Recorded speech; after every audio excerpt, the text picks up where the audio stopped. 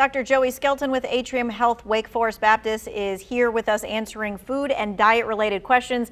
All right, we're getting to one of my favorite things, and this is TikTok, okay? Because we just saw about how people are eating chunks of cornstarch. So let's take a look at some of the videos. People eat the flour-like substance. Some of them are consuming the powdered version, while others are chewing on like hardened chunks of this.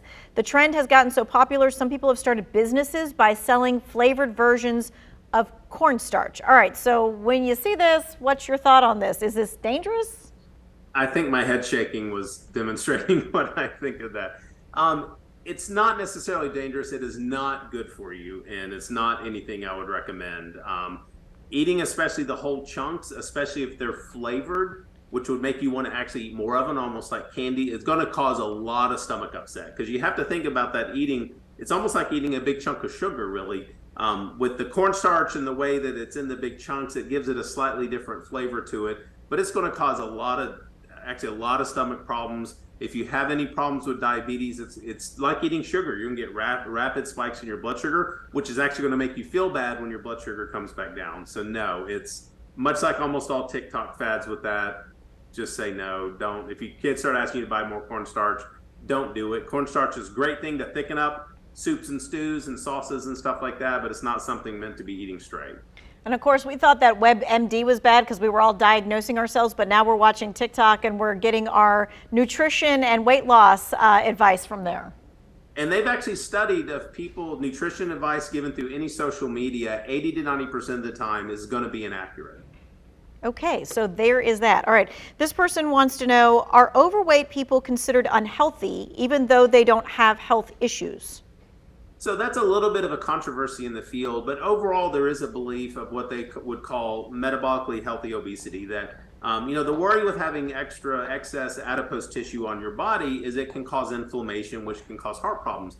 But overall, they've studied and found in both adults and children that you can be in a bigger body, you can have extra extra weight on your body, but still be healthy. And that's a good thing that you see a lot of organizations advertise, is about knowing your numbers. How is your blood pressure? How is your blood sugar? How is your cholesterol numbers? Are you exercising? And are you eating a well-balanced diet? And so, yes, overall, I believe, and I think most of the scientific community believes, that you can have what they call metabolically healthy obesity. Okay. This person's asking, is it possible and safe to lose 10 pounds in a week? No. Short answer, no. Because if losing that much weight in a week, you're either doing something very unsafe, or you're actually losing a lot of water weight and probably risking dehydration. But no. General safe guidelines in adults for weight loss is 1 to 2 pounds a week. All right, so now with water on the mind, this person has asked, what can I do for water weight if I try and get in 8-10 glasses of water a day? Well, generally, if you're drinking a lot of water, if your kidneys are healthy, that's not going to cause a problem. If you're retaining a lot of water, that could indicate another health problem and would be something to talk to your doctor about. Okay. And then this, you may not have heard of this, but we can kind of like do the overview on this. They're talking about the Go Low eating plan. And it's anything for like taking any kind of like medicine as well for weight loss.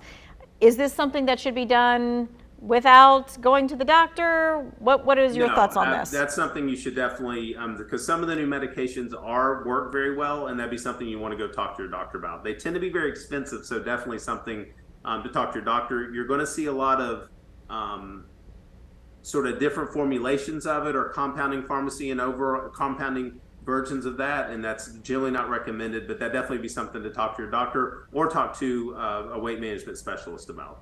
All right, how do we have a balanced diet? Do we have to have all 4 food groups and everything on our plate every single time? That's a good goal, but that's a very ideal goal. The best thing is, I think probably the great Katie Maxey said it too, is that you want to try to add stuff to your diet and try to aim to have a balance with that. It's not always going to work out. Nobody's perfect. And you do the best you can. Things always get in the way. Don't beat up on yourself. And the best thing to do is trying to plan ahead. Plan ahead. That is one of the big things, right? Because otherwise you'll just grab whatever's easy, and it's probably not the best. Oh, absolutely. You You know, when I think of my favorite football team, the Green Bay Packers, they make a plan for every single team they're going to play. So when you go into your week, you need to make sure you have the foods that you want to eat more of on hand. But also, don't beat up on yourself. You know, we live in a great state with a great food tradition, and you don't want to miss out on those things.